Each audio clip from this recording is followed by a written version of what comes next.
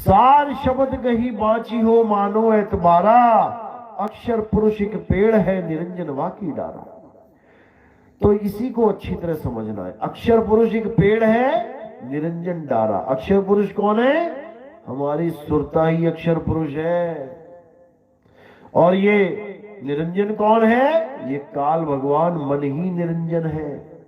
मन ही निराकार निरंजन जानिए, यही है निरंजन।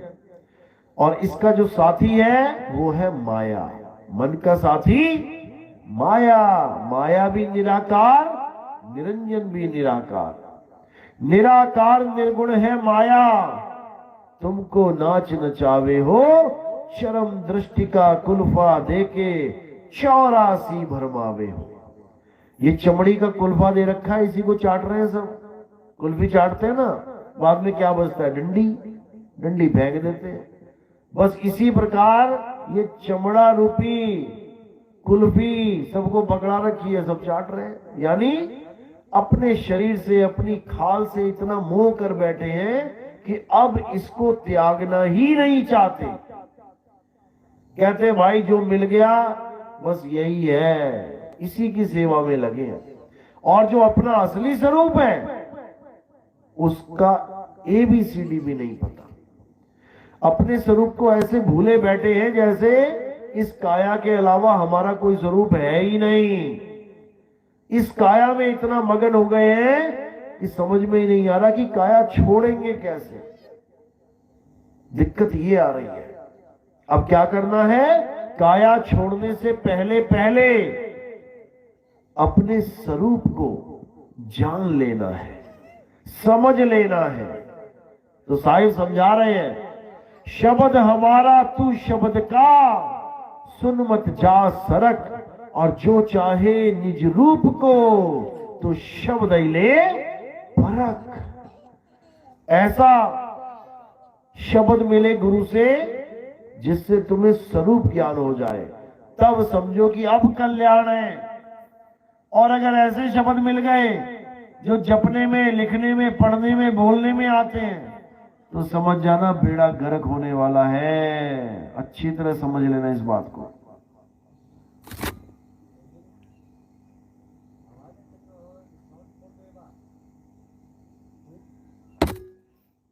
तो साहिब इसी शब्दों के बारे में समझा रहे हैं कि ये 52 अक्षर का खेल है भाई। 52 अक्षर लोक त्रय, सब कुछ इन्हीं माही, और ये आखर खिर जाएंगे, वो आखर इनमें नहीं। ये 52 अक्षरों के द्वारा इंसान ने सारी दुनिया के नाम रख डाले। कुत्ता, बिल्ली, हाथी, घोड़ा, प्लेट, चम्मच सब रख डाले। अच्छी बात है, रख दिए, वरना एक चीज मंगाने के लिए 10 मिनट तो कम से कम इशारे करने पड़ते, क्या चाहिए। लेकिन अक्षर रख दिए, नाम रख दिए, अब फटाक से बोलो क्या चाहिए, उसी वक्त हाजिर। प्लेट चाहिए प्लेट बोल दो, ग्लास चाहिए ग्लास बोल दो, कटोरी चाहिए कटोरी बोल दो, जो चाहिए बोलो और वो हाजिर। इतना आसान कर दिया सारा काम। लेकिन दिक्कत कहां करी? जब इन 52 अक्षरों को परमात्मा के पाने के लिए भी यूज किया जाने लगा कि 52 अक्षर जपो परमात्मा पालो, गड़बड़ तब हो गई। क्योंकि 52 अक्षरों से परमात्मा नहीं मिल सकता, मिलेगा ही नहीं। परमात्मा कैसे मिलेगा? जब 52 का टूटे डोरा, सहजे छूटे काल झकोरा, फिर नहीं आए फिर नहीं जाए, सार शब्द में रहे समाए। यानी सार शब्द रूपी परमात्मा, उसमें समाना है तो पहले 52 अक्षरों को समझ लो अच्छी तरह और उनसे दूरी बना लो। 52 अक्षर जीव आधारा, आदि अक्षर जीभ्या से न्यारा, वाही को सत सिमरण कहिए, सिमर सिमर नर उतरो पारा। 52 अक्षर जीव आधारा, अगर जीव है तो सारे अक्षर निकल रहे हैं मुंह से। जिस दिन जीव रुक गई, कट गई, ये सारे 52 अक्षर बनने बंद हो जाएंगे। ये सारा 52 का खेल है और इसी 52 के खेल में सारा संसार उलझा पड़ा है। अरे 52 के जंजाल में फंस गया ये संसार, सिमरन भावन का करे, अरे कैसे लागे पार। परमात्मा का नाम, वो सतनाम सिमरन करने की जगह हम क्या कर रहे हैं? 52 अक्षर जप रहे हैं, राम राम राम राम राम राम, अल्लाह अल्लाह अल्लाह, वाहिगुरु वाहिगुरु वाहिगुरु। किसने बनाई ये अक्षर, किसने बनाई ये नाम? जब खोज करोगे तब समझ में आएगा कि इंसान ही है, इस इंसान की ही कलाकृतियां हैं ये। 52 अक्षर इंसानों के द्वारा बनाए गए हैं और अपने ही अक्षरों को बना के उन्हीं को जप के सोचता है कि मेरी मुक्ति हो जाएगी, कभी नहीं होने वाली। यही कबीर साहब बार बार समझा रहे हैं कि 52 अक्षर जोरे आन और सके न अक्षर एक पहचान। उस एक आदि अक्षर को जान नहीं पाया और 52 अक्षर में ऐसा ऐसा ऐसा उलझ गया, अब निकलना मुश्किल है। किसी को भी कहो कि तुम क्या जपते हो, मैं राम राम जपता हूं, छोड़ दे। अरे भाई मैं क्यों छोड़ू, भगवान का ही नाम छोड़ दिया तो मैं बचा क्या? तुम क्या जपते हो, मैं वाहिगुरु वाहिगुरु जपता हूं, छोड़ दे। अरे भाई वाहिगुरु छोड़ दिया तो बचा क्या? इसी प्रकार अल्लाहू जपने वाले अल्लाह नहीं छोड़ सकते, गॉड गॉड जपने वाले गॉड नहीं छोड़ सकते, कबीर कबीर जपने वाले कबीर नहीं छोड़ सकते, सतनाम सतनाम जपने वाले सतनाम नहीं छोड़ सकते। सब 52 में फंसे पड़े। अब करना क्या है? अब असली सतनाम का भेद समझाना है। आखिर सतनाम है क्या? जपना नहीं है कि सतनाम सतनाम जप रहे हो, जपने से मुक्ति होगी, कभी नहीं होगी। सतनाम एक भेद है, उस भेद को जानना है। सतगुरु सोई सतनाम बतावे और बाकी गुरु कोई काम न आवे। सतगुरु वो होता है जो सतनाम का भेद बताता है, जपवाता नहीं। इसको अच्छी तरह समझ लो। सतनाम क्या है? सतनाम कोई अक्षर नहीं है, सतनाम जो जीव से बोले जाते हैं, बिल्कुल नहीं। सतनाम तो उस शब्द की तरफ संकेत है जो बोला नहीं जाता, लिखा नहीं जाता, पढ़ा नहीं जाता। सतनाम का मतलब है सच्चा नाम। अब कोई कहे सच्चा नाम, कौन सा नाम सच्चा है? क्या बोल रहे हो? सच्चा नाम। अरे कौन सा नाम? वो नाम जो बोलना, लिखना, पढ़ना इन तीनों में नहीं आता। और वो नाम कहां है? वो तुम्हारा स्वरूप है। अरे सत्य नाम कोई नाम नहीं, ये है आपन रूप। और जो जाने इस भेद को पावे आप स्वरूप। जो इस भेद को जान लेता है कि सतनाम मेरा ही रूप है, वो कभी सतनाम सतनाम नहीं जपता। और जिसे यही नहीं पता कि सतनाम है क्या, वो बेचारा सारी उम्र सतनाम सतनाम जपता है और जीवन बर्बाद कर लेता है। क्योंकि सतनाम जपने की चीज ही नहीं है, सतनाम तो प्राप्त करने की चीज है। जिसके लिए बोला सतनाम है सार, बूझो संत विवेक करी, उतरो भव जल पार।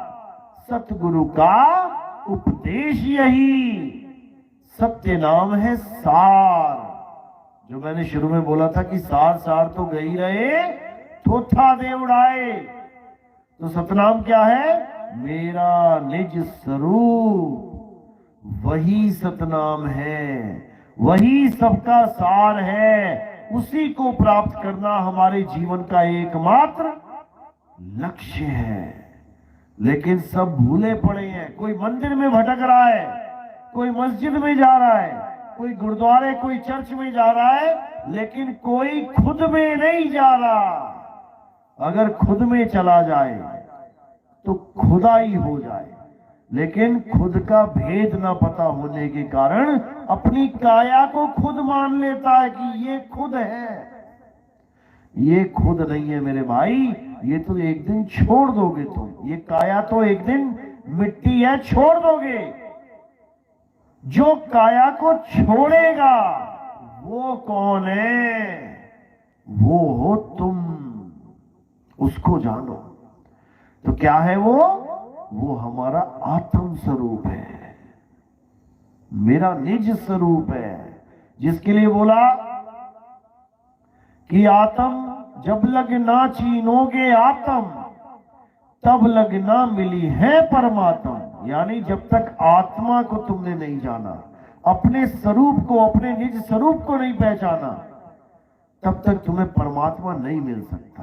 तुम जितना मर्जी ढूंढते रहो, मंदिर, मस्जिद, गुरुद्वारे, चर्च, मंत्र जप लो, प्राण योग कर लो, प्राण क्रिया कर लो, नाभि पे ध्यान लगा लो, कुछ भी कर लो, जब तक तुम घूम के खुद में नहीं उतरे तब तक खुदा मिलने वाला नहीं है। जिसके लिए साहिब ने समझाया, ज्यों तिल माही तेल है और ज्यों चकमक में आग, और तेरा साईं तुझ में है, जाग सके तो जाग। बस यही करना है, जागना ही है बस, बाकी सब पहले से ही मिला हुआ है। कोई गुरु देगा नहीं कि जेब में से निकाल के तुम्हें सतनाम दे दिया कुछ। वो सतनाम तुम ही हो, तुम्हारा ही स्वरूप सतनाम है, लेकिन तुम भूले बैठे हो बस। तो कह रहे भूल के कारण जीव कहाया, भूल की मर्म ना जाना, भूल मिटी गुरु मिले पारखी, पारख पद दिखलाना, साधो देखो ये जग बौराना। सारी दुनिया पागल हो गई है अक्षरों के पीछे, तत्व को कोई जान नहीं रहा, लेकिन तत्वों के नाम के पीछे पागल हुई पड़ी है। मेरा राम, मेरा अल्लाह, मेरा वाहिगुरु, मेरा गॉड, नामों को पकड़ के बैठ गए, लेकिन तत्व रूप में उसको नहीं जान पा रहे। क्या है अल्लाह, क्या है गॉड, क्या है राम, क्या है वाहिगुरु, ये नहीं जान पा रहे हैं। अगर ये जान ले तो झगड़ा उसी तरह खत्म हो जाएगा जैसे जल, वाटर, नीर, तोय, पानी, बोलने पर भी झगड़ा नहीं होता। कोई कहे कि मुझे पानी चाहिए, दुकान पे जाके दुकानदार कहे लो वाटर लो, कोई झगड़ा नहीं। दुकान पे जाके कोई कहे मुझे जल चाहिए, दुकानदार कहे लो नीर लो, कोई झगड़ा नहीं, क्योंकि तत्व को दोनों जानते हैं, लेने वाला भी और देने वाला भी, इसलिए कोई झगड़ा नहीं है। लेकिन यहां पर झगड़ा क्यों मचता है? क्योंकि ना तो हिंदू जानता है कि राम क्या है, ना मुसलमान जानता है कि अल्लाह है क्या, ना सिख जानता है कि वाहिगुरु क्या है, ना ईसाई जानता है कि गॉड क्या है। इनको पता नहीं है कि अल्लाह, वाहिगुरु, गॉड, राम एक ही तत्व के नाम हैं। वो एक ही तत्व है, लेकिन वो तत्व है क्या ये नहीं पता किसी को। इतना तो बोलने वाले सुनाई दे जाता है कि ईश्वर अल्लाह तेरा नाम सबको सन्मति दे भगवान, इतना तो समझ में आ जाता है। ईश्वर अल्लाह तेरा नाम है तो गॉड, वाहिगुरु तेरा ही नाम है, लेकिन वो है क्या, है कैसा, ये कोई नहीं जानता। इसीलिए साहिब ने कहा, कबीर आत्म ज्ञान का पड़ा नगर में शोर, और पूछो कैसी आत्मा तो देते दांत निपोर। ये जो आत्मा है यही है सब कुछ, इसी को जानना है। जब लगना चीनोगे आत्म, आत्मा को ही जानना है। परमात्मा तो उस आत्मा में विराजमान है। गुरु ग्रंथ साहब में वाणी आती है, आत्म में राम, राम में आत्म, चीनस गुरुमुख विचारे। कि आत्मा से राम और राम से आत्मा कभी भिन्न है ही नहीं, जुदा हो ही नहीं सकते। लेकिन ये जीव अवस्था में हम अपने स्वरूप को भूल जाते हैं, इसलिए आत्मा परमात्मा हमसे दूर हो जाते हैं। मोह को कहां ढूंढे रे बंदे, मैं तो तेरे पास में। अगर भेदी गुरु मिल जाए, भेद बताने वाला मिल जाए तो वो बहुत पास हो जाते हैं, नहीं तो बहुत बहुत बहुत दूर है परमात्मा, तुम्हारी सोच से भी परे, इतनी दूर है। तो कह रहे साहिब का घर दूर है, और जैसे पेड़ खजूर ज्ञानी जन के पास में, अज्ञानी से दूर। ज्ञानी जन के तो बिल्कुल पास में है, उसको तो कहीं आने जाने की जरूरत ही नहीं है, लेकिन अज्ञानी के लिए वो परमात्मा कभी सतलोक में बैठा होता है, कभी अलग लोक में बैठ जाता है, कभी अनामी लोक में, अगम लोक में बैठ जाता है। अज्ञानी के लिए परमात्मा दूर ही रह जाता है, और ज्ञानी के लिए बिल्कुल पास। तो इस नींद को, अज्ञान की नींद को खत्म करना है और ज्ञान में आ जाना है। इसीलिए साहिब कह रहे हैं, मैं कहता हूं जागत रहियो और तू जाता है सोई रे, तेरा मेरा मनवा कैसे एक होई रे। वो कह रहे हैं जागत रहियो, यानी अपने स्वरूप को समझ लेना, जागते हुए रहना, सो मत जाना। सोने पे क्या आएगा? सपना। यानी अपने आप को काया मत मान लेना, सपने में काया ही दिखाई देती है, ये सपना ही चल रहा है, ये एक सपना चल रहा है। जागृत